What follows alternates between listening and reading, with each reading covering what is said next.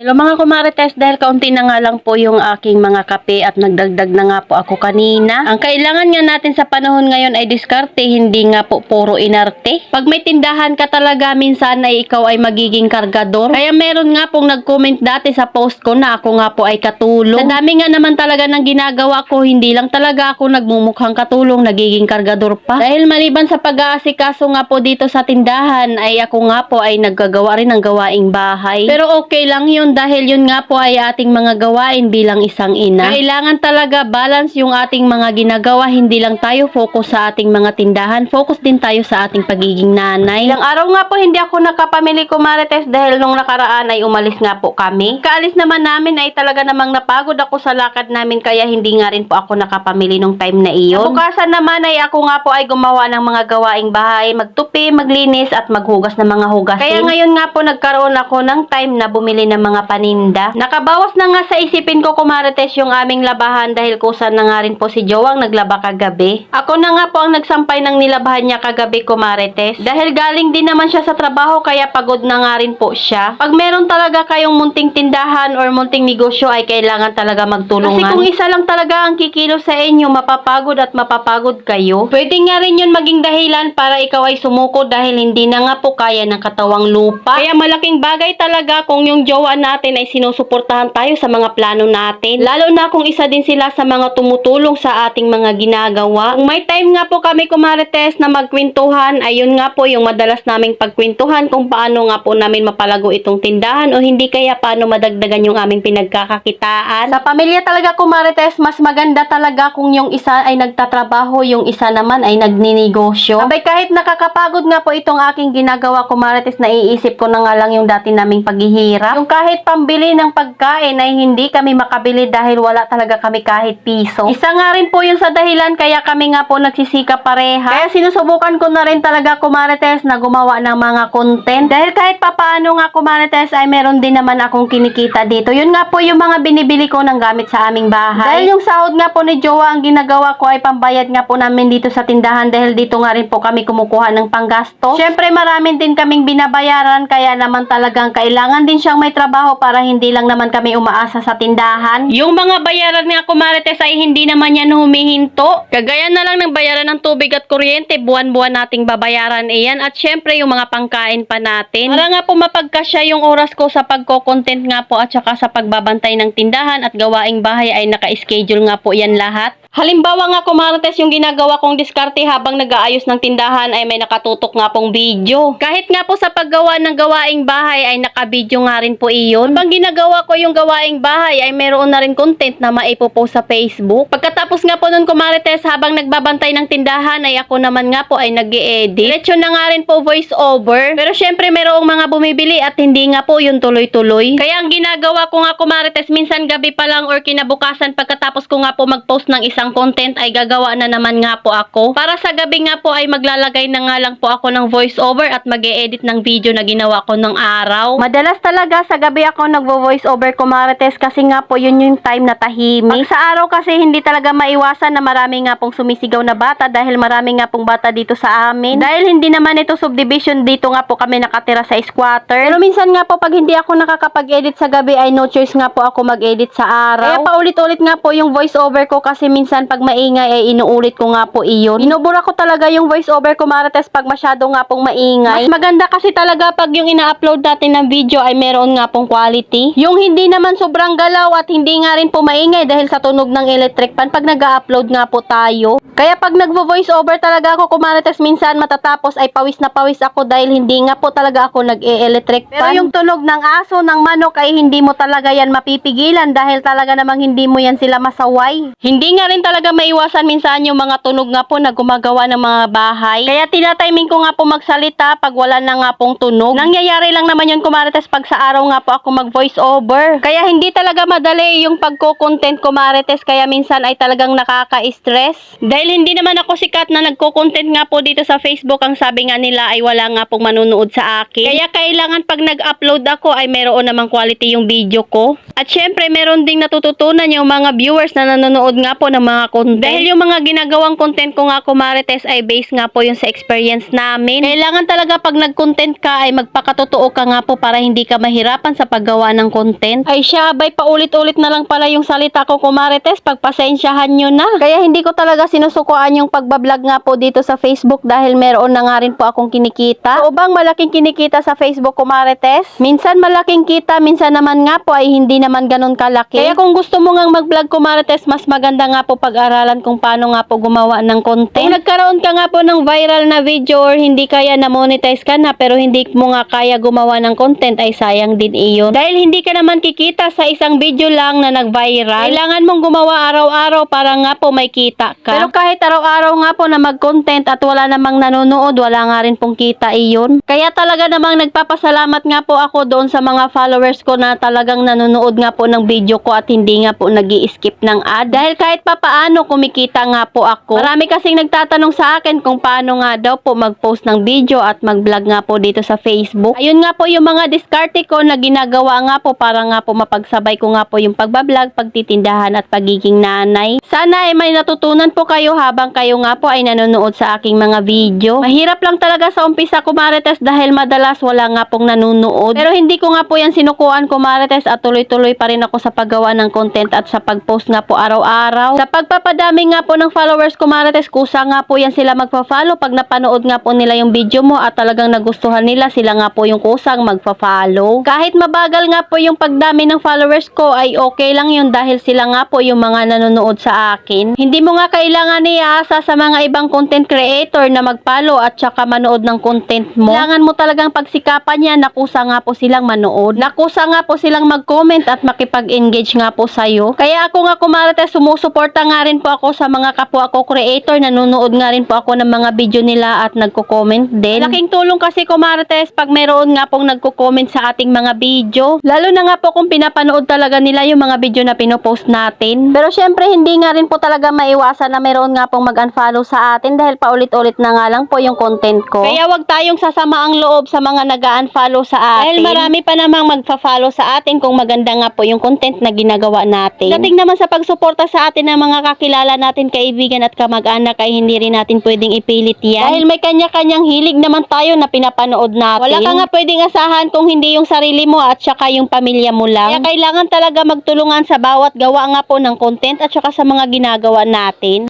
Ayun lang kumarites, salamat sa panonood. Follow for more. God bless us.